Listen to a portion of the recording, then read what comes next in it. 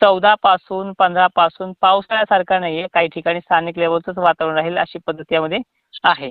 हो. पहाटे खाली म्हणा अशा पद्धतीचा हा पाऊस असेल आणि जे काही व्याप्तीचा विषय आहे तो पुढील काळामध्ये वाढणार देखील आहे. जसं की 19-20च्या नंतर वातावरण हे गरमीच्या लेवलचं असणार आहे.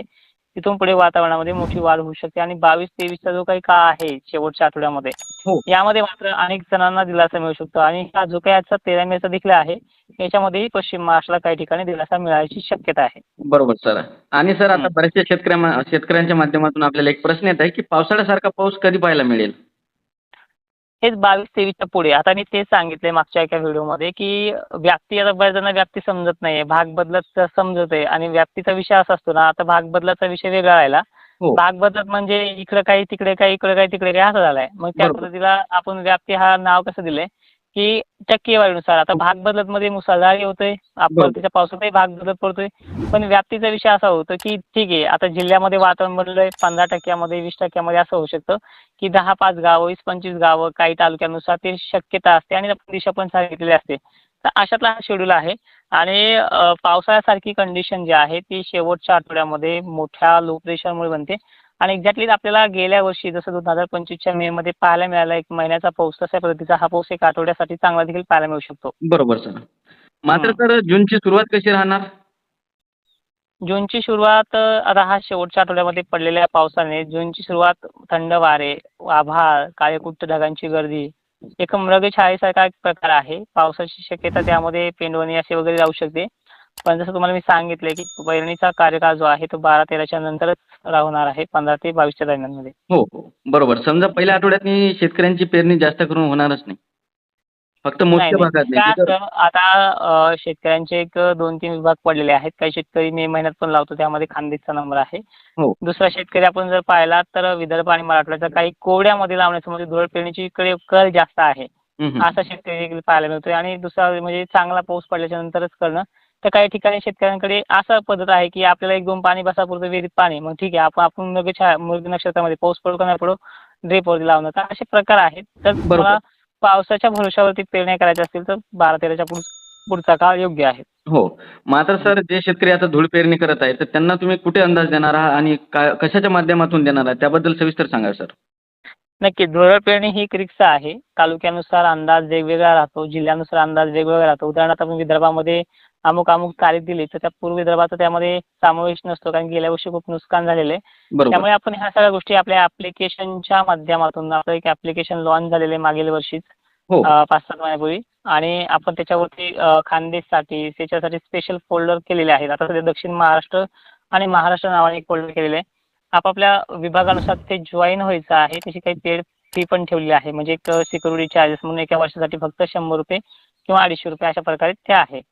हो. तर याच्यामध्ये तुम्ही जॉइन केल्याच्यानंतर 12 महिने कुठलाही पेमेंट भरायची गरज पडणारच नाही आणि तिथे तुमच्या भागाचे कोड्स टाकून डिजिटल बोर्डाच्या माध्यमातून तुम्हाला तिथे ते भागानुसार त्या पाण्याची व्याप्ती किती आहे, पेंडवलता आहे का?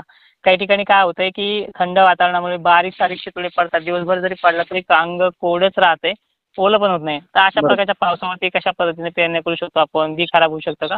एक डिटेल तिथे देण्याचा प्रयत्न करेल आणि थोडेच लोक आपल्याला फक्त 10 ते 15,000च लोकांचा तिथे समावेश करायचा. बरोबर. नंतर त्या ॲप्लिकेशनचं रजिस्ट्रेशन बंद देखील करणार आहे. हो, म्हणजे बरोबर. 15,000 शेतकऱ्यांचा आपण तिथे मार्गदर्शनाचा काळ, पेरणीचा काळ, लोट पुढे चालून देखील मार्गदर्शन करतो आणि सगळ्यांना एक विनंती आहे, मान्सूनबाबत दुष्काळी शब्द वापरणारे तुम्ही लक्षात ठेवले असतील कदाचित. ते आता बदलताना देखील पुणे शब्द दिसतायत. असा कुठलाही दुष्काळ, भीषण दुष्काळ नाही. पाऊस भलेही 10% कमी आहे. हो. जो दिवाळीनंतर बरसायचा तो दिवाळीच्या अगोदरच आवरून घेण्याची शक्यता आहे. बरोबर. हिवाळा भरणं किंवा आपल्या तळ्याचा पाण्याचा स्रोत भरून निघेल अशी शक्यता तुम्हाला मागेच वळवलेली आहे. फक्त एक विनंती आहे, तुम्ही आतापर्यंत कुणाकुणाचे अंदाज दुष्काळाच्या बाबतीत पाहिलेत ते कमेंट बॉक्समध्ये मला नक्कीच आवर्जून तुमचं कमेंट बॉक्स चेक करायला आवडेल. बरोबर सर. नक्कीच सर. आणि सर त्याचबरोबर आपण मागील व्हिडिओमध्ये बघितलं होतं की 2 चक्रीवादळ एक बंगालच्या उपसागरामध्ये आणि एक अरबी समुद्रामध्ये बनत आहे. तर त्याची दिशा वगैरे ठरली का अजून ठरायची आहे? हे पहा दिशा त्याची जी आहे ती समुद्राच्याच मार्गे जाऊन तो समुद्रातच भिजणार आहे. कुठल्याही विभागाला तो तडाखा दिला अशी शक्यता नाहीये. मात्र चक्रीवादळामुळे काही परिणाम होत असतात. समुद्र खवळणं, इतर ठिकाणी पावसाची व्याप्ती वाढणं. एक्झॅक्टली तीच कंडिशन महाराष्ट्राला 22-23च्या काळामध्ये पाहायला मिळते आणि त्याचा मोठा धाक नाहीये. मागच्या वेळेसही बनलेलं होतं तिथे तेच विरघळून गेलं. आताही बनतं आहे अरबी समुद्रामध्ये येत्या 2-3 दिवसामध्ये. तो तोच प्रकार आहे, काही मोठं नाही आहे. हो. आणि सर त्याचबरोबर गरमीची लेवल जी आहे ती खूपच जाणवत आहे. तर गरमी कधी कमी होणार? तो शेवटचाच आठवडा. त्यामध्ये सगळीकडे ज्यावेळेस 50% व्याप्तीचा पाऊस पडेल ना, त्यावेळेस गरमीची लेवल खालवून जाईल. हो, समजा ज्यावेळेस 50% व्याप्तीचा पाऊस महाराष्ट्रामध्ये पडेल त्यावेळेस गरमीची लेवल कमी होण्यास सुरुवात होऊन जाईल. चालेल. हो. मात्र सर परत एकदा शेतकऱ्यांना थोडक्यात जिल्हे सांगावे सर, आज कोणत्या जिल्ह्यांना पाऊस होणार आहे? नक्कीच. नाशिकसह नाशिक, धुळ्याच्या पश्चिम भागामध्ये, अहिल्यानगर पश्चिम, दक्षिण परिसर, पुणे, सातारा, सांगली, कोल्हापूर, सोलापूर पट्टा, तुळजापूरचे काही भाग, पंढरपूरचे काही भाग, अहिल्यानगरसह बीडच्या पश्चिम भागाचा समावेश करत दक्षिण भाग, वडवणी, माजलगाव पट्ट्यामध्ये काही ठिकाणी, केज, बार्शी परिसरात, धाराशिव, लोहारा, खुर्द परिसरात आणि लातूरच्या काही मोजक्या भागामध्ये. एकंदरीत थोडक्यात सांगायचं म्हटलं तर पश्चिम महाराष्ट्र, दक्षिण महाराष्ट्रामध्ये 25% ची व्याप्ती आहे. हो सर, नक्कीच सर.